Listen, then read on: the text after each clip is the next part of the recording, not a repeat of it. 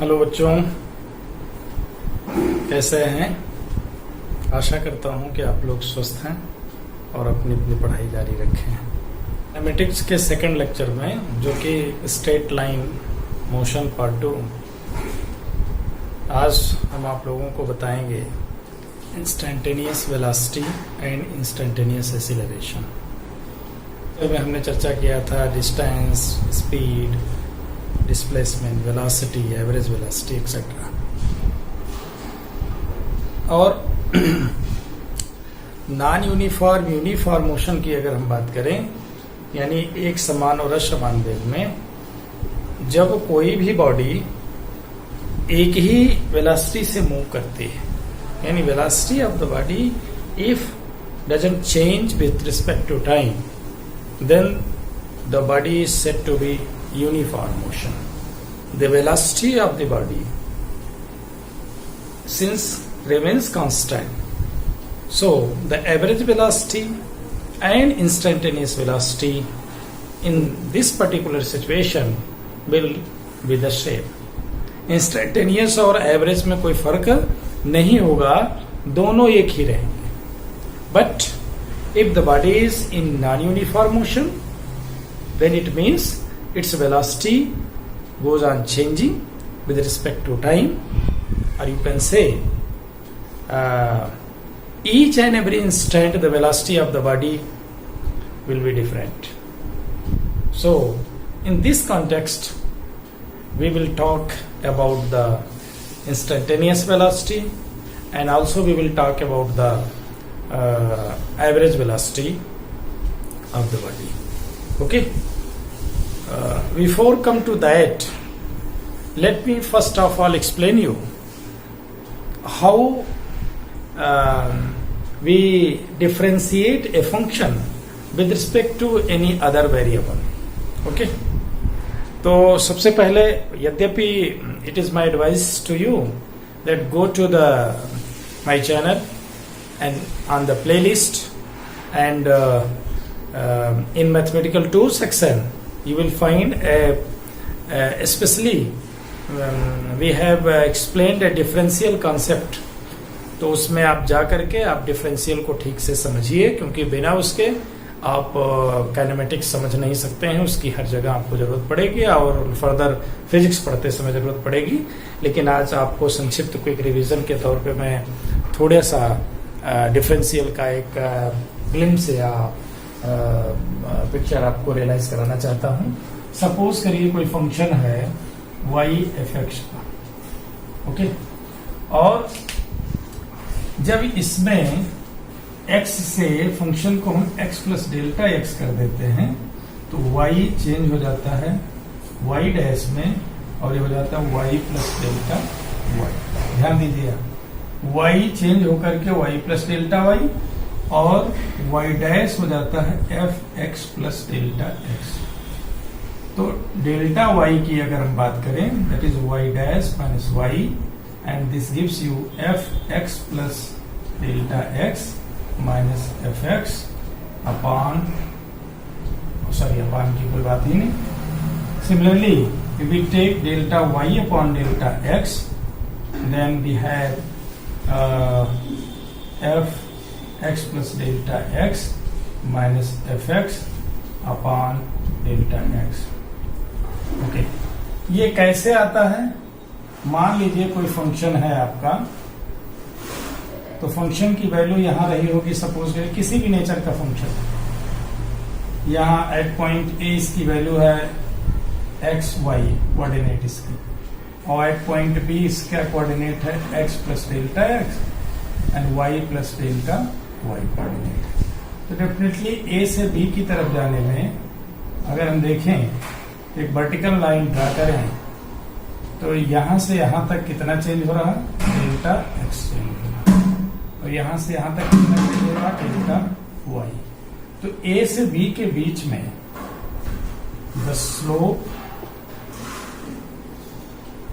Of the curve between A and B, that is equal to tan theta and this is equal to delta y upon delta x. Okay, और इसको अगर delta x इधर की तरफ का function x है, इधर की तरफ का फंक्शन वाई, वाई एक्स का फंक्शन है, ग्राफ है। अब हम इस चेंज इन एक्स को, यानी एक्स कोऑर्डिनेट को चेंज जो किए हैं उसको अप्रोचेस टू जीरो ले लें। ओके, तो dy बाई डी एक्स क्या होगा? It is the limiting value of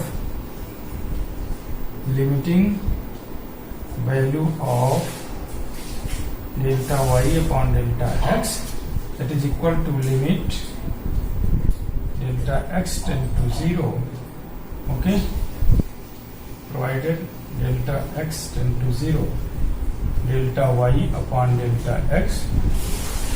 तो अब dy बाई डी एक्स जिसको हम कह रहे हैं, इसका मतलब ये हो गया, ये जब डेल्टा एक्स को हम जीरो लेंगे तो ये dx हो जाएगा। d मीन्स वेरी स्मॉल, और करस्पॉन्डिंग y में जो चेंज आएगा वो क्या होगा? dy होगा। तो अब यही चीज किस में बदल जाएगा? dy बाई dx में। तो dy बाई dx एक्चुअली है limit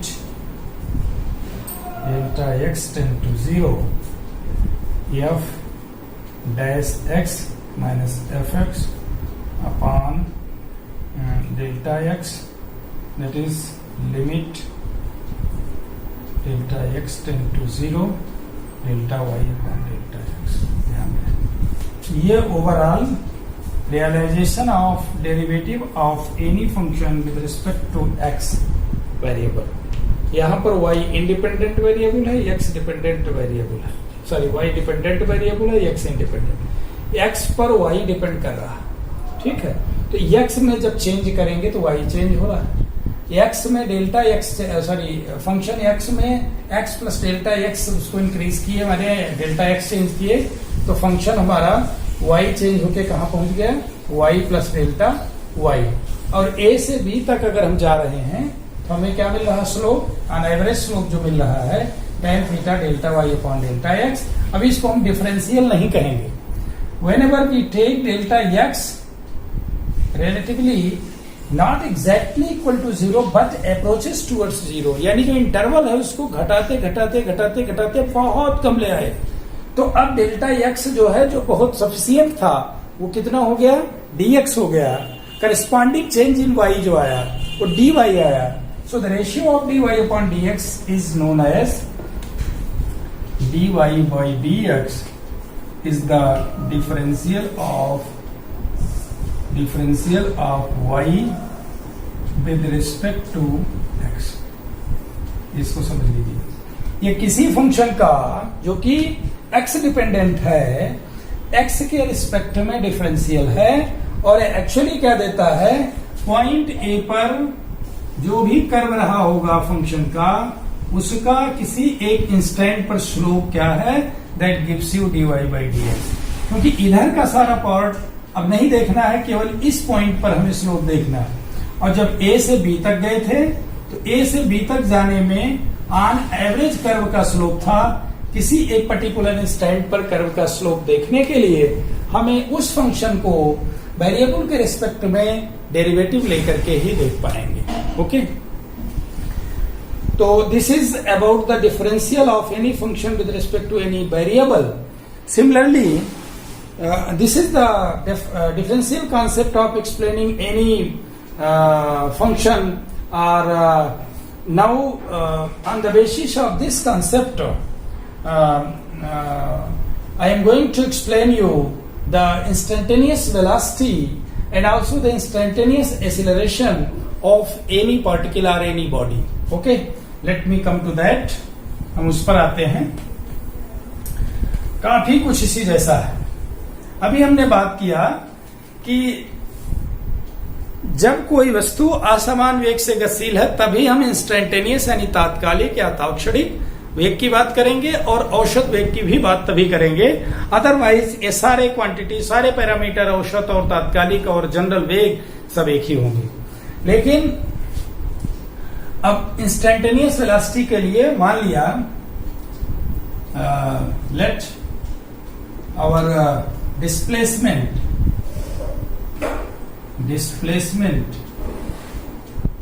s is proportional to t square. Okay, तो अब यस टी स्क्वायर है, इसका अगर हम कर्व प्लॉट करें तो क्या मिलता है?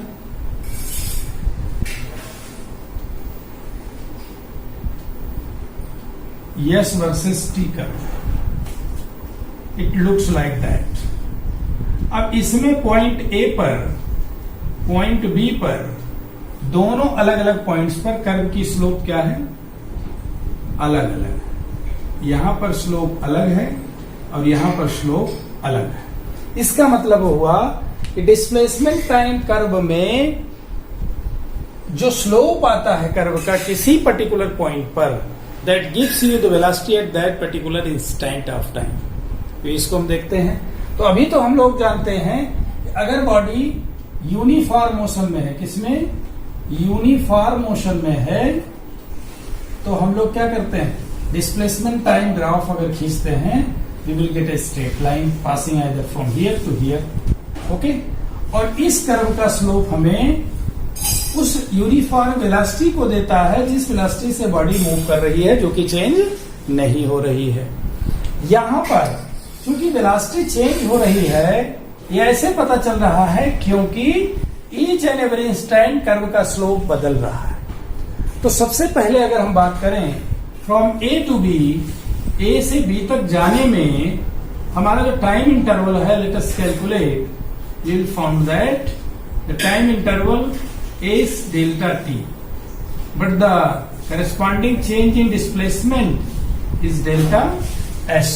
Okay, तो अब ये हो गया the average velocity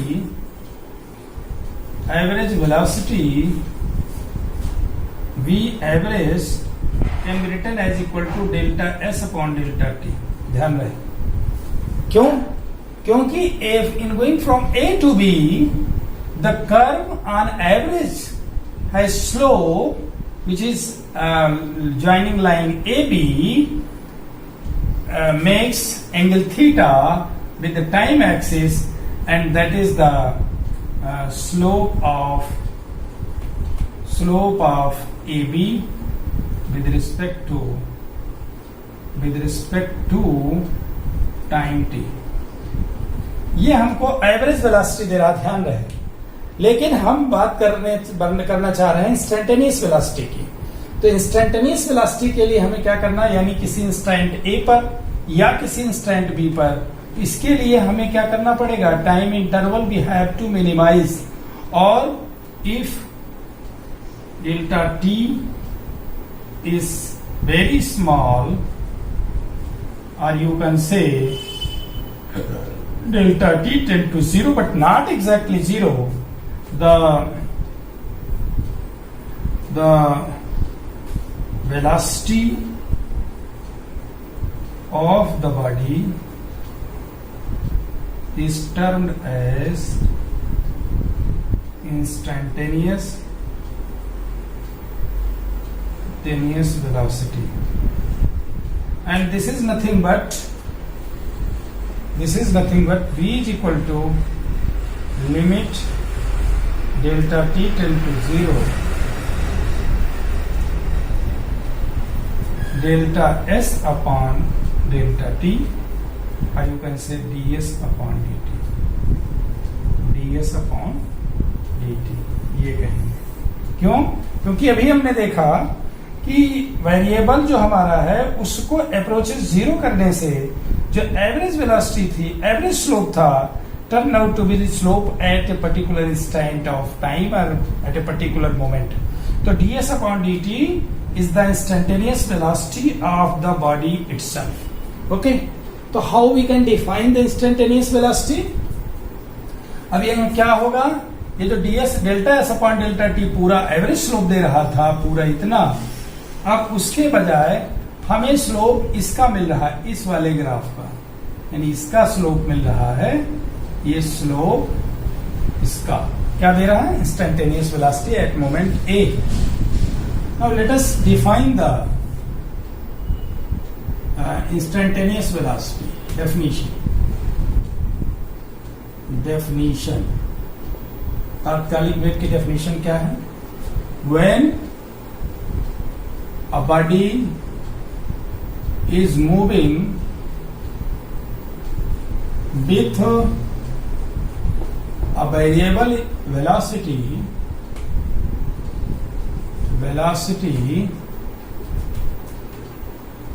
the velocity of the body at any instant is termed as instantaneous velocity.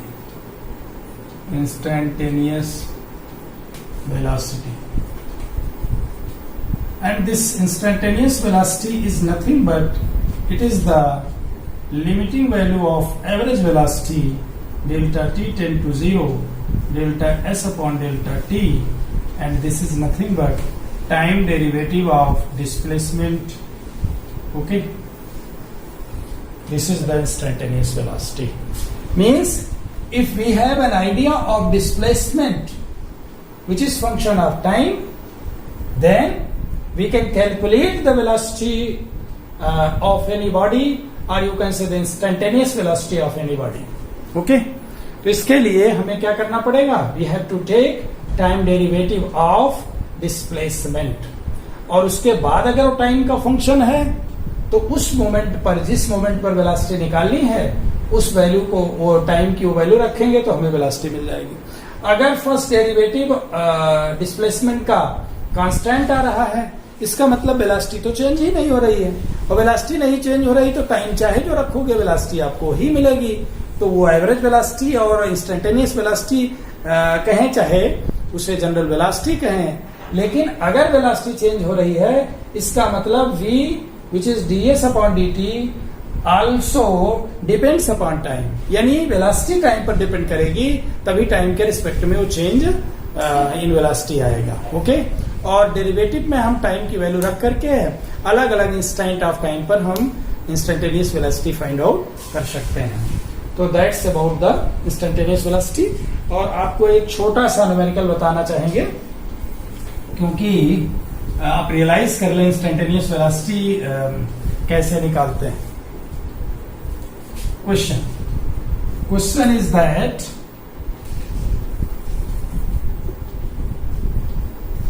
if the displacement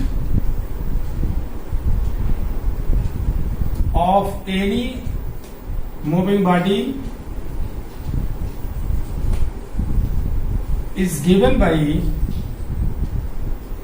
s is equal to t square plus 3t plus 5. Suppose it is given meter, okay, and t in second, then find the velocity of the body at t is equal to 1 second and also t is equal to 5 seconds. That is the question. अब यहां पर कैसे लगाएंगे? अगर आपको differential का concept नहीं समझे हैं आप, तो you can't solve this problem. तो ध्यान रहे, आप मैथमेटिकल टूल में हमारे चैनल पे जाकर के मैथमेटिकल टूल का differential section, I think it is lecture 3, okay, या लेक्चर 4 मान लीजिए, और लेक्चर 5 इंटीग्रल है, तो लेक्चर 4 आप देख लीजिए तो आपको मालूम चल जाएगा. अब यहां हमें क्या करना है? Yes is given that much. So the instantaneous velocity at any instant of time अगर निकालेंगे, that is ds upon dt, और ये ds upon dt क्या होगा? d dt of what? t square plus 3t plus 5. और आपको differential पढ़ाते समय ये बताया था कि अलग अलग टर्म का डिफरेंशियल लेंगे, यानी ये हो जाएगा d dt of t square plus d dt of what? 3t plus d dt of 5. और ये 2t हो जाएगा प्लस 3 इंटू 1 प्लस 0, क्योंकि किसी भी कांस्टेंट का किसी वेरिएबल के रिस्पेक्ट में डिफरेंशियल 0 होगा। और एक जनरल आप फार्मूला ध्यान रखिए, d dt ऑफ t की पावर n अगर है तो it is comes out to be n t की पावर n माइनस 1।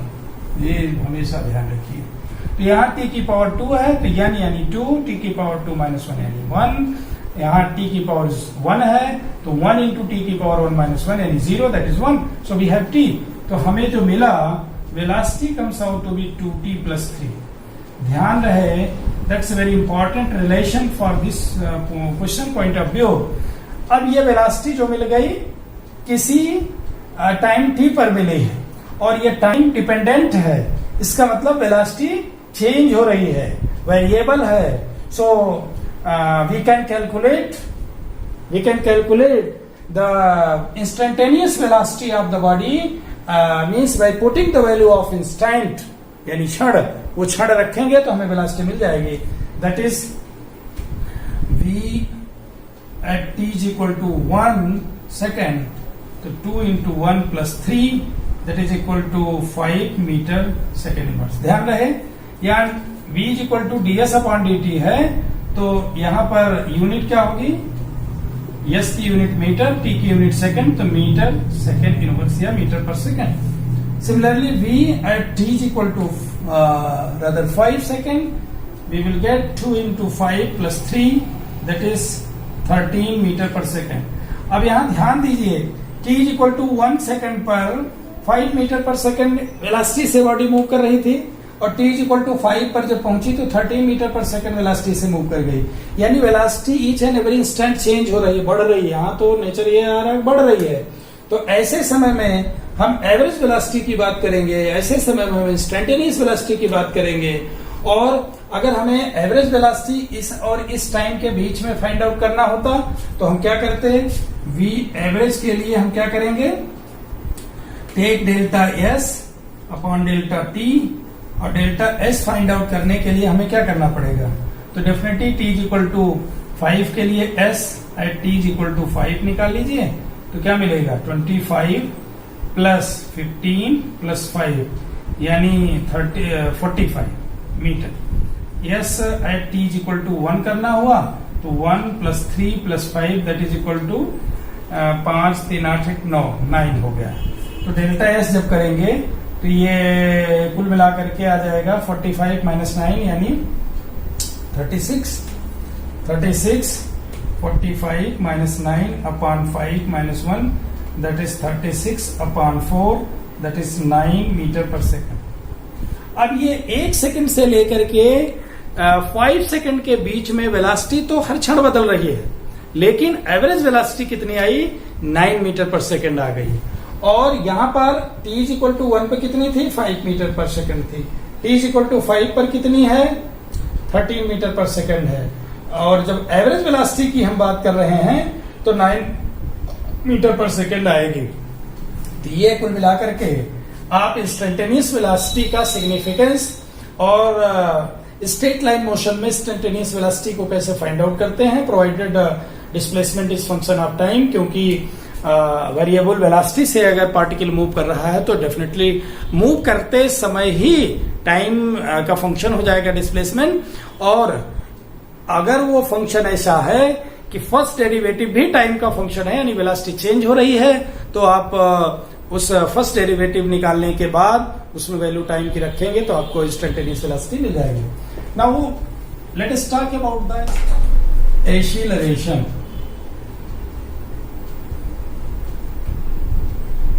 ओके, इसको बोलते हैं त्वरण।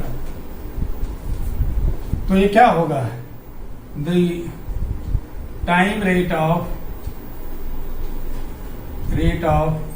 Change of velocity is called acceleration of any body. It is denoted by a vector. It is a vector quantity vector quantity. Okay, अब ध्यान दीजिए, velocity में change है तभी एक्सीलरेशन। तो let a moving body changing its velocity from v to v plus delta v in time interval t से t plus delta t, then the acceleration a can be written as equal to delta v upon delta t। ध्यान दें, अब इसको अगर हम define unit लिखें, its unit is metre per second upon second, that is metre per second -2 metre per second square. What does it means? Acceleration means velocity of the body is changing per second, or if it is constant then it means at a regular time interval per second उतना velocity में क्या होता जाएगा, increment होता जाएगा, बढ़ती जाएगी। एक constant acceleration, uniform accelerated motion, और एक non uniform accelerated motion. If the motion is uniformly accelerated it means in equal time interval the velocity change in velocity is equal। तो सबसे पहले इसको लिख लीजिए, यूनिफॉर्मली एक्सीलरेटेड मोशन, यानी एक समान त्वरित गति। इसका मतलब यह हुआ, if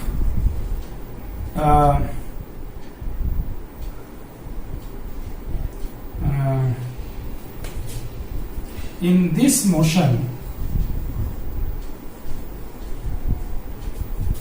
there is equal change in velocity in equal time interval,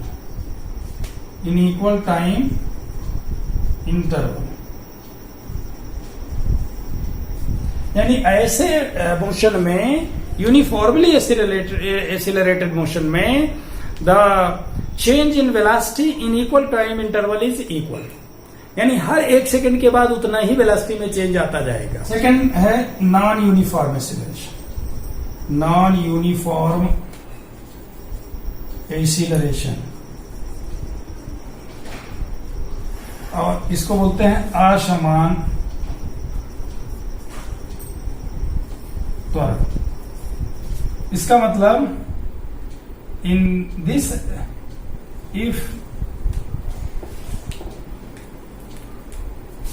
if there is unequal change in velocity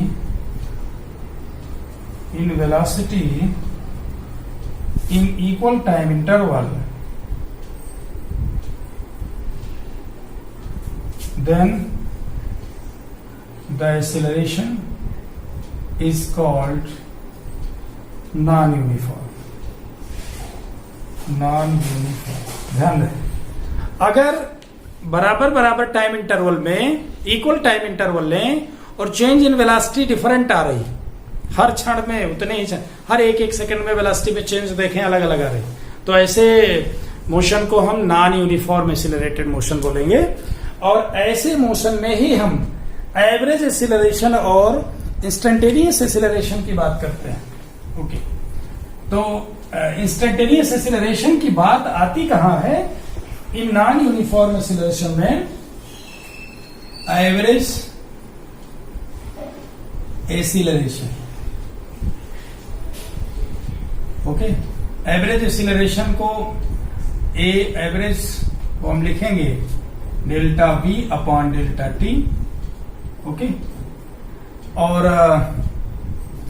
इसको अगर हम देखें कर्व से तो definitely velocity versus time curve, suppose करिए v है या t है, ये कर्व मान लीजिए इस तरीके का रहा, तो यहां और यहां दो पॉइंट पर, यहां वेलोसिटी कुछ है, यहां वेलोसिटी यहां v है और यहां पर velocity v plus delta v है। ओके, तो इसका जो ग्राफ होगा, इसको जो लाइन को ज्वाइन करने वाले ग्राफ की जो स्लोप है, यानी वेलोसिटी टाइम कर्व का जो स्लोप है वो एक्सीलरेशन देगा।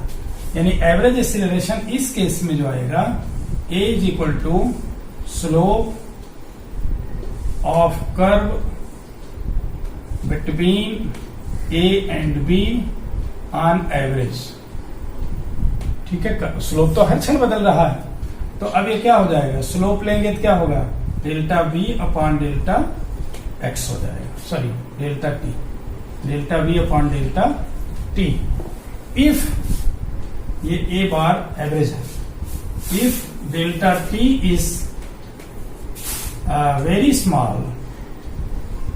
small, that is delta t tends to 0, then a can be written as limiting value of limit delta t tend to 0 delta v upon delta t, and that is equal to dv upon dt।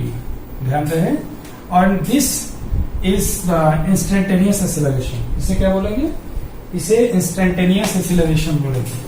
ध्यान रहे, this is instantaneous acceleration. Okay, और ये जो instantaneous acceleration है, ये time derivative of velocity है। It is the time derivative of velocity at that instant of time. जिस time पर आपको इंस्टेंटेनियस एक्सीलरेशन लेना है, उस टाइम पर वेलोसिटी का डेरिवेटिव लेकर के उस टाइम को रखेंगे तो आपको इंस्टेंटेनियस एक्सीलरेशन मिल जाएगा। और ये क्या देगा, slope eight point A, slope of curve velocity VT curve at point A. ध्यान रहे, ये जो आपका स्लोप दे रहा है इस पॉइंट ए पर, ये पॉइंट बी है, तो इस समय जो स्लोप है वो इंस्टेंटेनियस एक्सीलरेशन इस समय, यहां का जो स्लोप है वो इंस्टेंटेनियस एक्सीलरेशन उस पॉइंट पर है, क्योंकि एक्सीलरेशन चेंज हो रहा है, ये ध्यान रखने वाली बात है। तो instantaneous acceleration is the limiting value of average acceleration and it is the time derivative of velocity which is function of time, and average acceleration is the change in velocity upon time interval. और ये delta T यहां पर sufficient है, तो average acceleration के लिए हम उस टाइम इंटरवल और करेस्पॉन्डिंग चेंज इन वेलोसिटी और टाइम इंटरवल का रेशियो लेंगे तो एवरेज एक्सीलरेशन मिल जाएगा। इसको अगर हम एक न्यूमेरिकल के दृष्टि से एक क्वेश्चन के रूप में सॉल्व करना चाहें तो हमें इस तरीके से मिलता है। Let us see here, suppose v is given, question है v which is function of time t square plus 2t square plus 3, suppose, okay, find the acceleration at t is equal to 1 and t is equal to 3 second. तो अब velocity time का function है, ध्यान दीजिए, तो हमें क्या लेना पड़ेगा, पहले at any instant t acceleration निकालें तो d dt ऑफ क्या हो जाएगा, v हो जाएगा। d dt of v means 2t square plus 3 कर लें, and this is d dt of 2t square plus d dt of 3। अब ये दोनों करने के बाद ध्यान रहे 2 कांस्टेंट है, बाहर हो गया, तो d dt of t square plus 0, क्योंकि किसी कांस्टेंट का डेरिवेटिव किसी वेरिएबल के रिस्पेक्ट में 0 आता है, या डिफरेंशियल के रूल है, इसको आप पढ़ेंगे तो आपको पता चल जाएगा। और t स्क्वायर का डिफरेंशियल 2 इंटू 2t, तो अब आ गया 4t। और acceleration at any instant of time t is the a is equal to 40. So a at t is equal to 1 is equal to 4 into 1, that is 4 meter per second inverse, and a at t is equal to 3 second is equal to 4 into 3, that is 12 meter per second square. So what does it means? इस problem में ये बात पता चल रही है कि t बराबर 1 पर वेलोसिटी की जो रेट चेंज थी वो 4 मीटर पर सेकंड चेंज हो रही थी, यानी 4 मीटर पर सेकंड वेलोसिटी बढ़ रही थी हर एक सेकंड में उस इंस्टेंट पर। लेकिन t इज इक्वल टू 3 पर वेलोसिटी एक सेकंड में कितनी चेंज हो रही है? 13 मीटर पर सेकंड। तो ध्यान रहे a की वैल्यू 4 और a की वैल्यू 12, ये दोनों का मतलब ये आ रहा है कि 4 metre per second velocity 1 second में बढ़ना और 12 मीटर पर सेकंड वेलोसिटी का बढ़ना इस एक सेकंड में।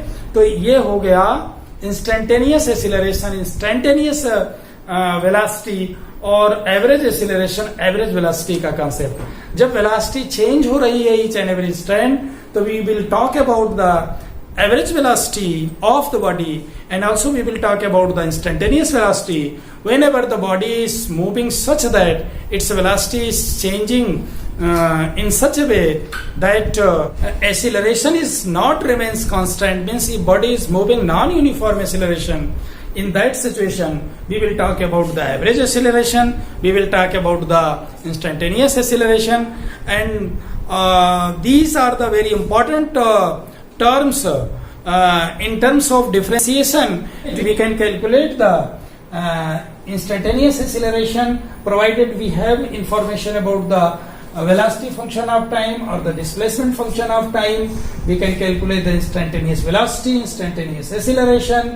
Okay, so आज के लेक्चर में बस इतना ही।